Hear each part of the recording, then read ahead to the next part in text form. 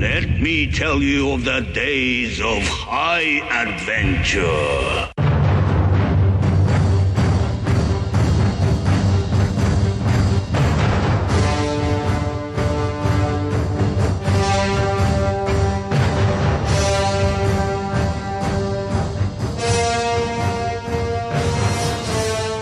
Hey, I'm Kevin. And I'm John. And this is 6 Degrees of Schwarzenegger, the podcast where we take a long, hard look back at some of our favorite action movies from the era of Arnold. Kill me now. What are you waiting for? So Schwarzenegger is the icon of the genre. And we're taking a deep dive in some of these 80s and 90s cult action movies, and we're breaking them all the way down.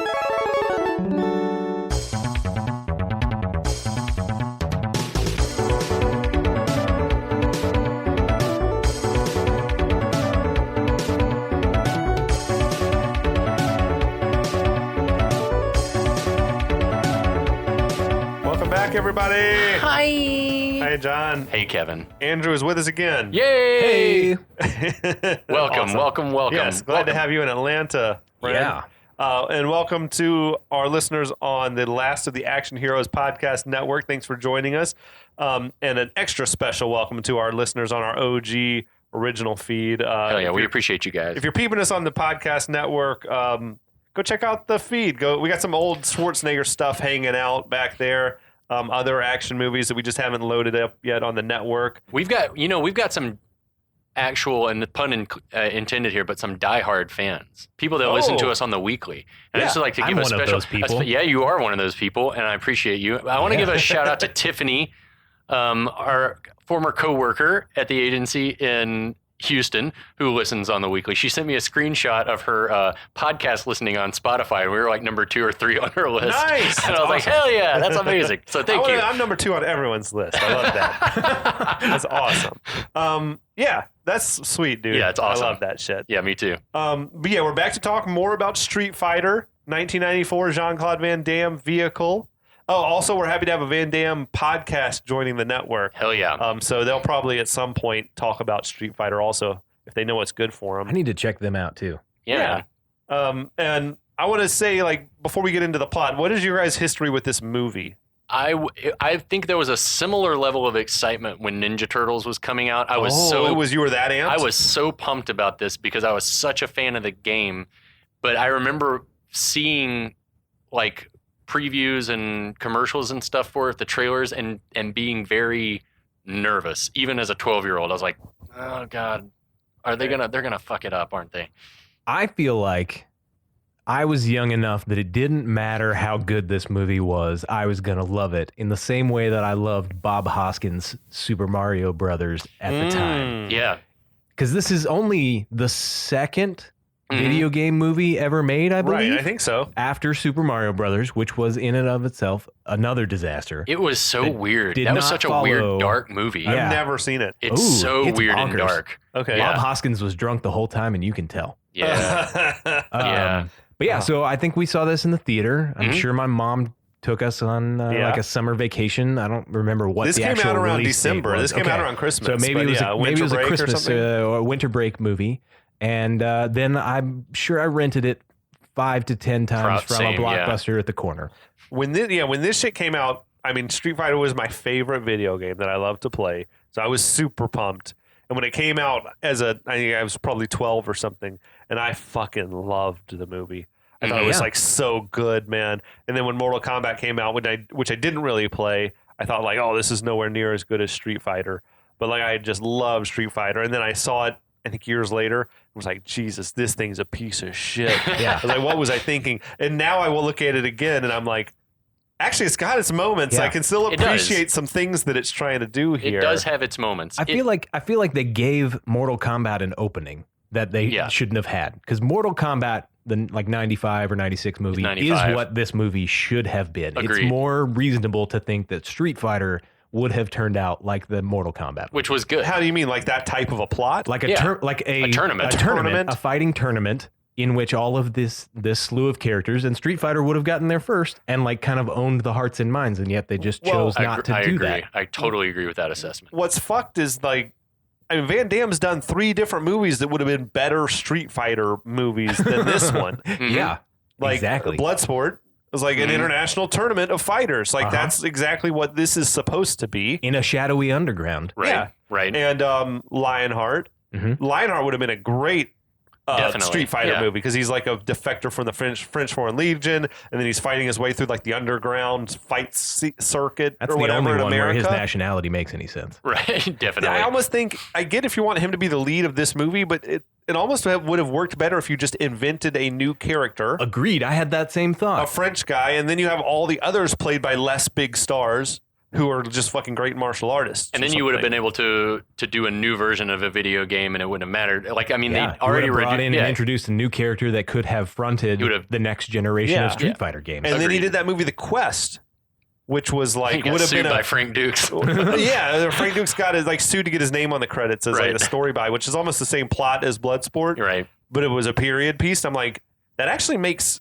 That would work for Street Fighter. Said it sometime in the past because then it's automatically got like a license to be a little different than reality. Yeah. You know what I mean? Like, they could have said it. They could have even said it like, 50 years ago or something like that, and it still would have worked. Right. Totally just like, I think the Quest was set in the 20s, maybe or something, and it's just like, you can buy that like there's a mystical underground shit going on or something. Yeah, absolutely. Yeah. Even Kickboxer was closer to a Street Fighter movie. Yeah, definitely was. Yeah. If he had to fight his way through a bunch of guys to get to Tong Po, like one after another, then it would have been the Street Fighter movie. Yep. But that's neither here nor there. D'Souza didn't ask what we thought when we were 12 and 8 years old, respectively. Instead, we wound up with, I guess, sort of the first live-action G.I. Joe movie. Yeah, that's true. What this is. But yeah, so I'll. Do you want to try to catch us up? Nothing much happens. So what happens is that Bison, Methuselah Bison, who's a leader of an army in the country of Shadaloo, has had his turf taken over by the Allied Nations, the Street Fighter World's version of UNs, and their forces are being led by Guile. And he's taken 63 hostages and is holding them for ransom for $20 billion, and they have 3 days to pay up or he's going to kill them, which is, I don't know, fine. Whatever. That's basically it. Yeah. There's Ken and Ryu, and then Ken and Ryu are hucksters who Guile chooses to be his bait to infiltrate Bison's secret lair, and there's the presence of some journalists. Like Chun Li, like any Street Fighter movie. We've had introduction of about half of the Street Fighter characters, or maybe a little more. I think all of them. Yeah, maybe all of them have been introduced by this point, but. Yeah, so that's it. That's what happened. There's a lot. It's a lot, but also nothing. Yeah, exactly. Has happened. 15 minutes went by like a blur. Yeah, he's got Bison is holding, I guess, Guile's best friend Blanka. Mm-hmm. And doing some another soldier, and he's like, trying to turn him into a perfect killer. Professor Dalzim is turning him into a killing machine. We've shown children an actual execution. Yeah, I think it was like that shooting from Vietnam or whatever. That video was terrible. But yeah, so we'll pick up at Bison's laboratory. His laboratory, where the experiment on Blanka continues. His muscle mass has been increased by 49%. According to the computer. The computerized voice told us. Yeah, he doesn't look any bigger. No, not at all. And what also doesn't really make any sense is we don't know what the finish line is. Like, it'd be one thing if it was like 50% complete. Right. But this is like increased by 50% on your way to 500 or on your way to 70. Just double. We don't know. Like, are we doubling I guess up? we assume it's going to 100.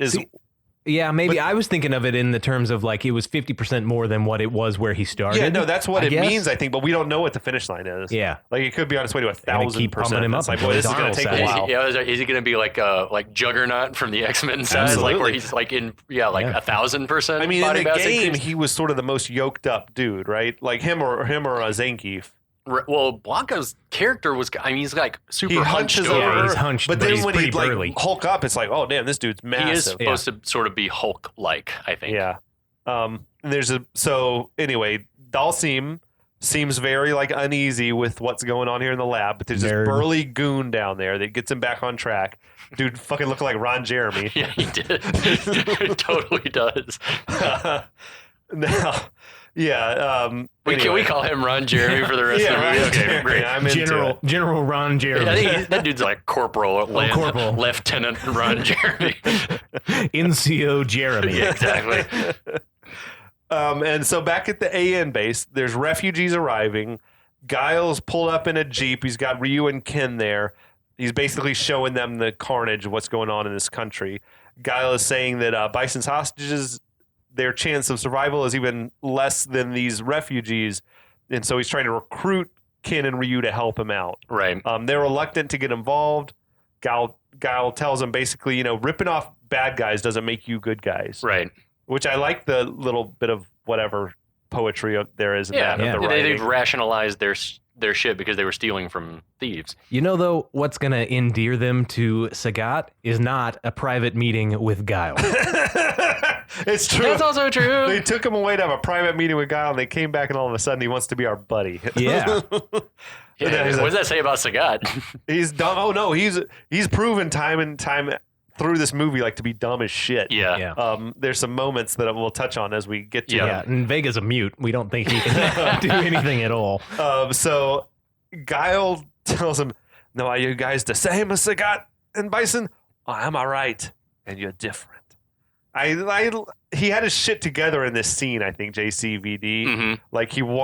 He was in the right his chemicals were balanced. Plateaued. Yeah, he was at a good balance of whatever it is that he's drunk on. And high at the same time. Yeah. I do think, though, like I mentioned, I think this is one of the more interesting performances from his heyday. Yeah, totally. He's doing things with his voice. I mean, he's trying to become Guile rather than just turning Guile into Van Damme. Right. So Ryu says that they're different, and can we be released now? He says the only way you're leaving is over my dead body. A goofy Van Damme smile. Yeah, Ryu and Ken exchange these confused looks.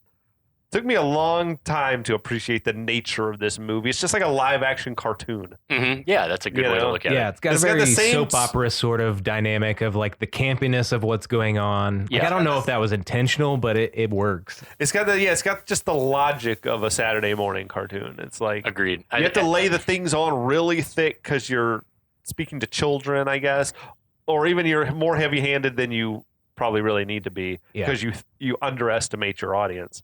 I feel like that's especially true in this upcoming bit because this plan is stupid.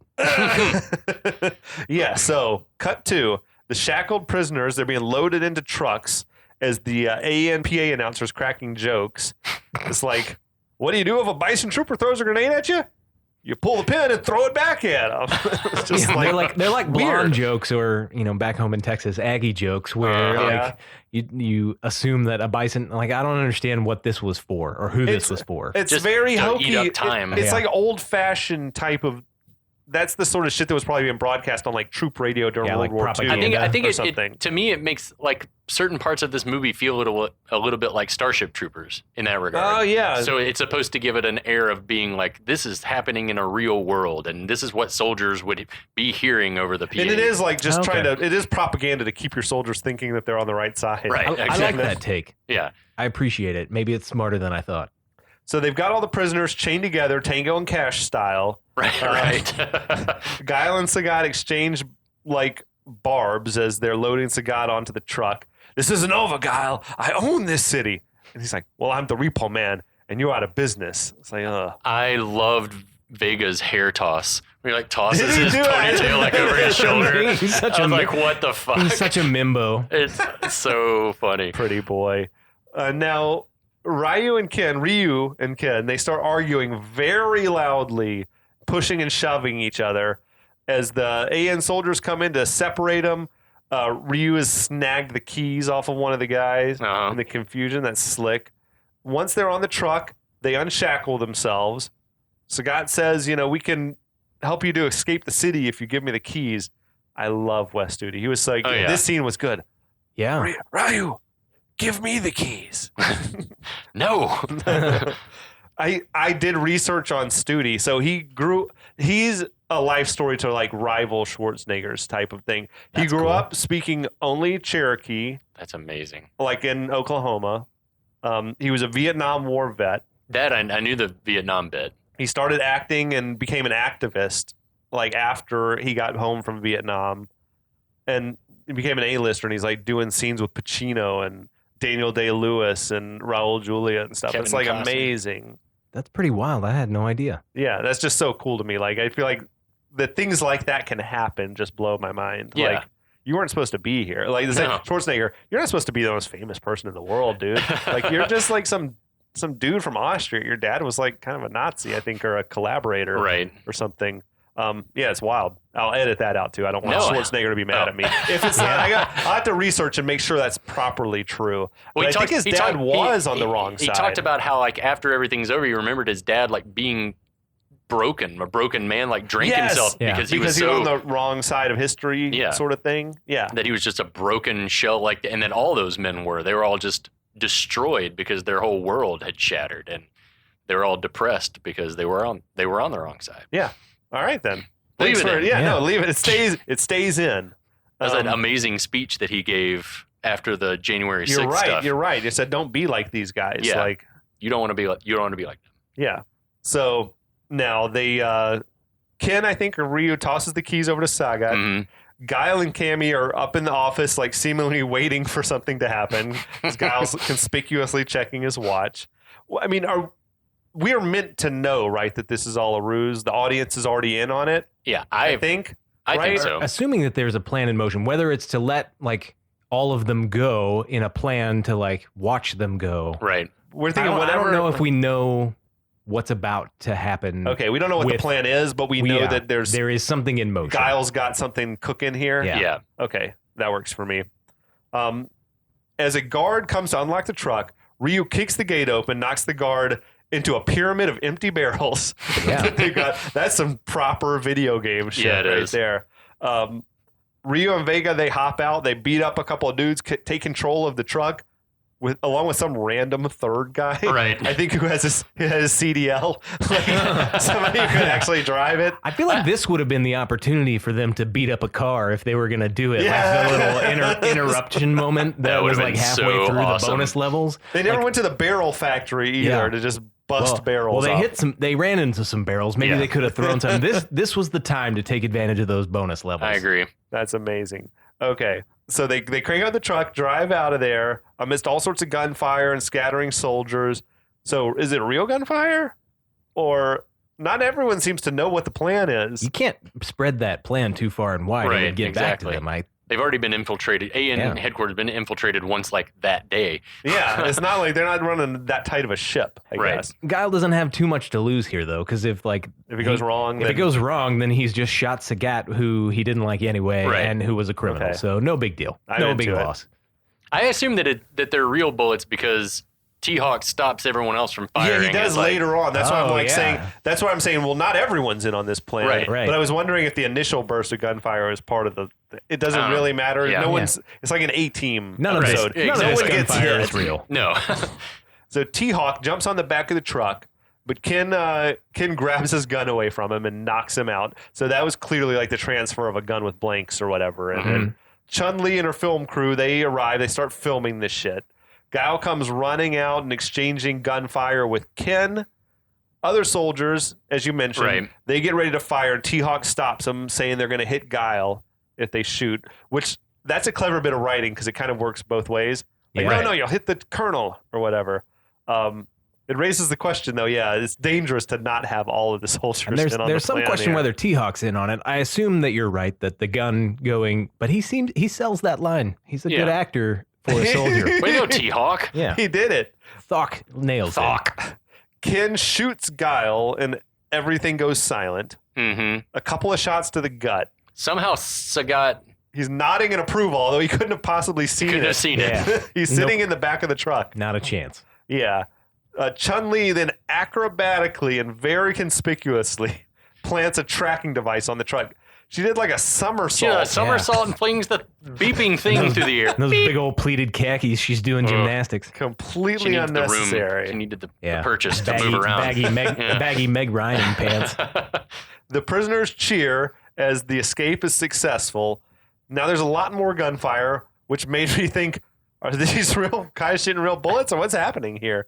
I guess it's not the end of the world if a couple of prisoners do get hit. Yeah, we don't care. And how is the whole military going to let a single truck drive off. Well, we've already talked about how cash-strapped the AN is. They couldn't spare the vehicle to go get these guys. Yeah. They don't have a bazooka. I don't know. Yeah, they didn't give chase. They just let him go. Let him go. Like, maybe it's because they were all so shocked, the ones not in on the plan, that Guile's dead. Guile's the only one who can give orders. He's the only one with any authority. That's right. Yeah, the medics come in, they attend to Guile and declare he's already dead, which 2 shots to the gut would not kill you immediately. I wouldn't think so. Even without medical attention, I feel like you'd live an hour or two maybe. Yeah, until you it's supposed to be like a really painful and brutal way to die. It's not. You're not going to bleed out. Maybe it hit you right in the liver or something. But yeah, shot. The medics made no effort to even revive him or anything. They just took a pulse and shook their heads no and pulled a sheet over. He's already dead. Already dead. There's nothing we can do. Back at Bison's lair, he's showcasing his model for Bisonopolis. Oh Jesus! The wonder of the new world, he calls it. This is the Mall of America. That's amazing. He makes this joke about adding a larger food court. Because even dictators love capitalism. He's like, all the major franchises are going to want in. Totally. Is the theory that his whole city will be in a single building? That's also, what it seems like. Sick branding. It's the skull wings. It was the skull with wings and then a bunch of skyscrapers and stuff behind it. At this moment, Chun Li appears on TV with a GNT breaking news alert. Colonel Guile is dead at the hands of Sagat. There was more great work from Ming-Na Wen. She did a good job in all her scenes. I feel like she didn't realize that she was in a shitty movie. Until after. She was delivering the goods. You, with your news experience, they wouldn't necessarily put this story out there immediately, right? Somebody would try and keep the kibosh on that until it was approved by military brass or somebody to say it's okay for you to share this. I do think really critical news, right? It's a tricky thing because I guess they were eyewitnesses, so they might know that he's dead even if the military hadn't announced it yet. Okay, but they'd also be likely to get booted out of having access. Yeah, inside AN headquarters. You can guarantee that they just watched a general die and immediately just shared it with the world. If Bison had killed Guile, he would have probably done Al Qaeda or those guys and immediately put out the news, taking responsibility for the attack. Yeah, so it doesn't seem responsible for the journalists to just announce that the opposing peace military force is now rudderless, unless it is part of a plan of some kind. Which, maybe they're you can go live with it. We need him to know about it. Okay, maybe. That makes sense. I didn't even think about that. But they probably did give her the green light. We have to think too much about why this is okay. It's because there's no tournament happening. There's a lot of other shit we have to sift through. So this was amazing. DJ starts to celebrate. That's great news, General. And Bison says, on the contrary, I mourn. He's like, oh, okay. Oh, that's fine. I feel like this is another missed opportunity, too, because now DJ could have done some kick-ass dance moves right now. A little celebration dance? In celebration. Yep. And he does not. DJ does the most that he can, I think, with what he's given, which is very little. But he's just a comic relief character. Yep. Is what he's relegated to. Bison said, he'd hoped to have met Guile in combat to snap his spine. Shit. That's how war works. Yeah. Then he goes on this sort of over the top, like a truck. It's like a soliloquy speech. Why do they call me a warlord and mad? All I want to do is create the perfect genetic soldier. It's that's madman talk. Yeah, dude. no, that's it.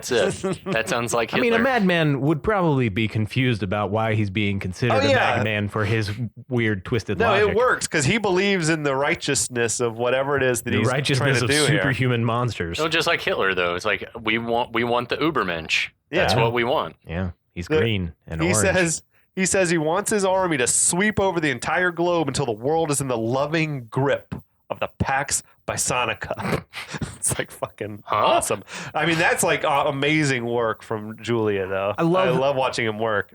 He knows he's a talented man. He's a smart man. He knows how stupid this is. Yeah, but he's still in it. He shows up. Wasn't it shit that he said he was happy to do it because his kids love Street Fighter? Oh, okay, that's killer. Yeah, he took the role because his kids love Street Fighter so much, and he's sweet. Yeah, I'll do it, and my kids will love. And I don't know how long I'm going to live, so it's my parting gift to them. Ooh. Then he says, peace will reign over the world and everyone will bow down to me. Sounds good. How peace works is Zangief, so I've heard. Zangief has been reduced to tears. He's moved. Peace cries, so beautiful. Yeah. To me, this scene strikes the perfect tone of what this movie should be doing. It's just leaning into the campiness of it all. Yeah, Agreed. I think so. Like lean into the comedy and let your actors fucking act and like take the shit way too seriously. That's what I think. As like D'Souza, again, he knows what's up, and he knows like that Raul Julia is the balls. So he's like, he's like, man, I trust you. You just do your thing. When I was watching, I was reminded of Last Action Hero because I feel like it's sort of like it's an action movie for kids, and for adults, it's more of a comedy, like a spoof of like how bizarre all of this is. I feel like this. Having been a part of the Last Action Hero episodes of 6 Degrees of Schwarzenegger, I feel like this, we talked about how the meta comedy and some of that stuff hadn't quite been figured out yet. I feel like this gets a little bit closer. Yeah. It's still not there. It's like, it's there's a lot of shit happening that you're like, it's tongue in cheek firmly. Yep. So back at AN headquarters, Chun Li and company, they're tracking Sagat's truck and they realize that must be another tracking device on the truck that's interfering with our signal. What? Right? Huh? Balrog analyzes the signal, concludes that it's transmitting back to AN headquarters. He turned one knob, and he's like, "Oh yeah." At first, this is not how any of this shit works. There's more computer programming and computer science in this movie than there is street fighting. Honda says here. But that doesn't make any sense. What? On the contrary, that's literally the only thing that makes sense. Yeah. Where else would it be? Who else would have had a tracker on this truck other than someone in this base? Like, it just doesn't anyway. Now, we got T-Hawks there. He's banging on the side of the van, telling them it's time for them to clear out. Right. There's just constant these sight gags about how big and fat Honda is. Yeah. Throughout the movie, there was one here, like he's squeezing past Balrog, and Balrog's like, "Oh, there's not room for two of us in this truck," or whatever. But he's not that big. He wasn't that big of a dude. I don't know. And I mean, like an adult's view of sumo wrestlers is not that they are fat, but they are like big. That's like I view that differently. They're tall and like they're like huge muscles and extra weight. Yeah, they'd be like playing your linemen or whatever. There's this prominent placement of the Shadow Loof on $25 a day, like guidebook. It's just like weird. This is like the prop department having fun, I guess. Yeah. What kind of weird props will we have in How there? much did that cost? It's weird for a prop to get a close up. But this one did. So Honda drives off in the truck as Chun Li is changing into this ninja attire. Or ninja leotard. Yeah, she says she's going to get to the bottom of this. Her clothing change was instantaneous. Oh yeah. Like Honda sat down, cranked the truck up, cut to a different angle, and she has changed clothes. Like Superman in a phone booth. Exactly. Yeah. She says, "I'm going to find out who's playing games with us." What? This has nothing to do with... No one's playing games with you. Yeah, why are you taking this so personally? Yeah. She's going to meet up with them at some place called the Thieves Market. What? Honda says, "It's clear, go," as they're pulling up to the security checkpoint. Like in broad daylight. She's the worst. She's the worst ninja, but I would like to point out that ninjas, I believe, are Japanese. Yeah. And Chun Li Chinese. Traditionally is Chinese, which explains why she's a bad ninja. I think Frank Dukes claimed to be a ninja. Yeah. Didn't he? Like I guess Frank anyone Dukes claimed a lot of things. Anyone can train ninjutsu. Yeah. But it doesn't necessarily. Yeah. She's not a. It was like Dutch Ryu ninjutsu was his thing. But I don't think the character of Chun Li from the game is not a ninja, right? She's probably doing kung fu. No, exactly. And she's Chinese. And they've got her dressed in ninja gear, but I don't know that she's ever claimed to be a ninja. No, she gets her real outfit later. From Bison later. He's got it just in his chambers. I want to dress her up is what he said. What? So Chun Li springs through the hatch in the roof as they're stopped at the security gate, surrounded by security officers. In broad daylight. Yep, she hops up onto some scaffolding or something that was above, like a signage. She climbs off. It's a fucking miracle she wasn't seen. Or they saw her and just let her right in. Yeah, they're like, it's fine, She's whatever. hot. Okay. Yeah. Ninjas, Nice we got those. leotard. Chun Li breaks into the main AN building. She uses some sort of device that she's got that leads her to the AN tracking setup where they're also tracking the movement of Sagat's truck. Right. Yeah. What the fuck is that device supposed to be? Is that a thing that would actually exist? It's a tracker. Stud finder. I don't know. It's a what? Stud finder. Yeah, I mean, it was just like it was reverse radio. It was a plot device. Tricorder. Any number of devices. So she says to no one in particular, another homing device.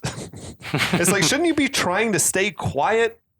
Just talking out loud. Just talking out loud to no one? I also think that that's just not true. A homing device would be on the thing that's being, like, it's sending out the beacon, right? You would have like a receiver. The homing device is what's on the truck, I guess. So unless there's like just a collection of homing devices in a box. None of us can be sure. So now she notices there's a body that's covered in a sheet because she's worked her way down into the morgue.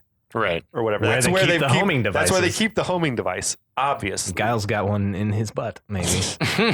She uncovers this corpse. It's Guile, of course. That's a fucking weird thing for her to do. Just want to see the body. I mean, I assume she probably knew it would be Guile. But why would she want to see the body? Yeah, I want to see that body. She loves him. But that's maybe. That's the same. I don't know. Funerals are weird. Like wanting to see a body. It was a weird move. What's maybe stranger is that Guile is laying under a sheet in the morgue. And he's not dead. That's what I was going to say. It's not as weird as the fact that Guile's not dead. When she went to go cover him up back with the sheet, he sits up scaring her. So he's just been lying down there with a sheet over him for no goddamn reason. By himself. What if he was down there and then heard her coming or something? And then like... Guy should have hidden elsewhere. Yeah. But you know... Yeah, who the fuck knows? We'll go with that because there's some degree of logic to what you said. And there's something wrong with her too for being able to like look at his body up close and not realize that he is dead until after he gives it away. Not discolored at all or anything else. Not cold. He's still warm. Yeah. Breathing. So he opens his shirt up to reveal that he was wearing squibs. What I want to know is why has he been wearing the squibs for that long? It's like you haven't taken the fucking squibs off yourself yet? Maybe he likes the way they feel. They're like squishy on his abs. I feel like he's been laying there for hours with the squibs still like under his shirt. It's just weird. He hasn't changed clothes or anything. It's not even like a Romeo and Juliet type situation where he like takes a thing that makes him sleep deeply and like pretend to be dead. He was fake shot. Yep. You get right up from that. Yep.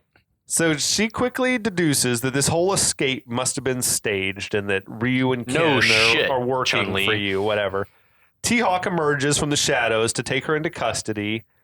Chun Li says, she's not here as a reporter, but because she wants to stop Bison. She cryptically says it's taken her 20 years to get this close for some reason. Which, that's pretty shitty of her. This is 20 years of chasing him and you've never managed to get close to him before? Yeah. This is the like one storyline that actually kind of aligns to the game with the game's story. Is that what Chun-Li's background is? Yeah. But not a news reporter, or is she? No, she's an Interpol agent according to the plot of the story. So I feel pretty terrible that they like maybe reduced her. They didn't think it would be reasonable. They April O'Neil'd her is what they did. April O'Neil'd her, yes, exactly. But like, her like Bison came into her town, killed her dad in like a very okay, so that is like this felt that's like lore, that's canon. As I'm watching it, I felt like the Chun Li storyline is one of the only things that to me felt like I bet this was in the original drafts. It makes some sense because actually there's a logic to this storyline. It was in the her backstory that's included, like her dossier in the instruction manual. You were a dork like me and read the little booklet. Fuck yeah, I did. I love that shit. So wait, what was her little story if she won the game? Like what was her post-script? She would get revenge. Yeah. Is that what it would say? Like she's gotten revenge and now she's going to go live in peace or some shit? I remember seeing like the closing for her and having her walk off kind of into the sunset after I'd played through it on super easy mode so I could get to the end. Okay. And it was basically like she accomplished her mission? She felt like resolution that she had gotten revenge. Is that what you remember? Yeah, that's what I remember as well. Cool. So, she says basically that she's been working for 20 years to get close to Bison. They're dragging her away. And Guile says to her, "This isn't about your personal vendetta." And the room empties. And to no one in particular, Guile says, "It's about mine." That's fucked up. And it's a fucking cartoon. Yeah, but it's still fucked up. Also, there's a lot of people's lives at stake. It's going to get lost in the chaos of the movie later.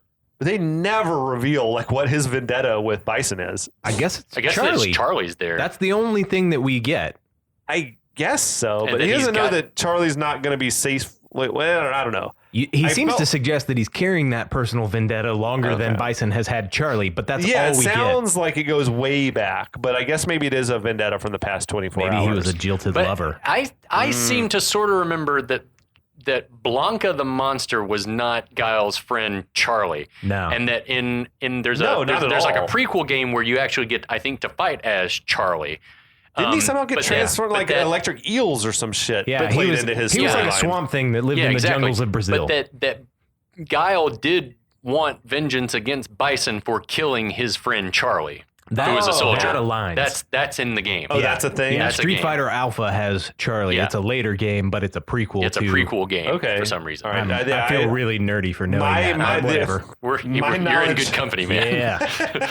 My knowledge extends to what I know from Street Fighter 2 on Sega Genesis. Nice. I don't really know the other, but I'm happy to learn more. But it's like some of the stuff. Yeah, so I think they were just kind of combining things. Capcom probably told him, and he's like, "I'm going to merge these two things into one thing." Potentially. Yeah, there's an entire Street Fighter wiki. Oh yeah, it's worth worth diving into. It's like Star Wars level lore. It really is. So as T-Hawk and Cammy are escorting Chun Li to wherever it is that they'd be taking her, Chun Li escapes and dives out a window. She just dove out a fucking window. Yeah. There's no way of knowing what's on the other side of that window. It's like fucking what's his name in Passenger 57. Yeah, it was Charles Rain. He just went out the window, man. Holy shit.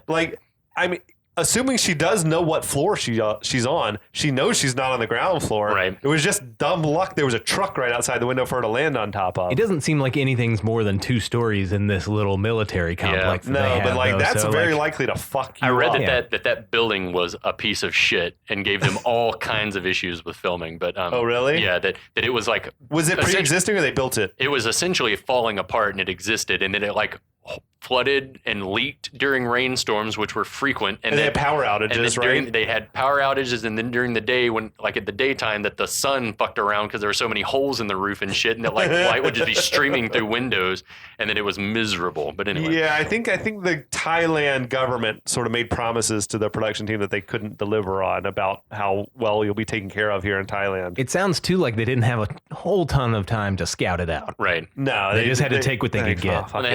There was like a civil war happening in Myanmar at the time. Oh, really? Right next door. That's why they had. There's been a civil war going on there for like 50 years or something. Well, they couldn't fly helicopters in the movie. Is that why? Because of the military actually needed them. Yeah. Or was it just unsafe? I think it was unsafe for them to do. They might get shot down. And that's why they had to switch to boats. That's why Guile says we can't come in by the air. We have to go in boats.